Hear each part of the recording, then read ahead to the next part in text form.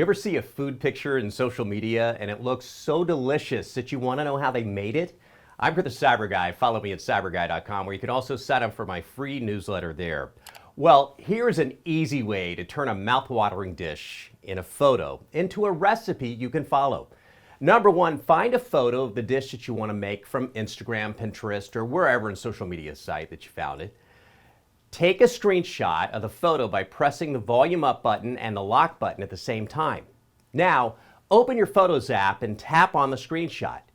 Tap on the information icon at the bottom, and then tap on the Look Up Food option at the top. Choose a website from the list of results that shows a recipe for the dish. How cool is that? This makes finding your next dinner to impress guests so simple. Quick tips like these at cyberguy.com, where you can also get my free newsletter by clicking that little red button.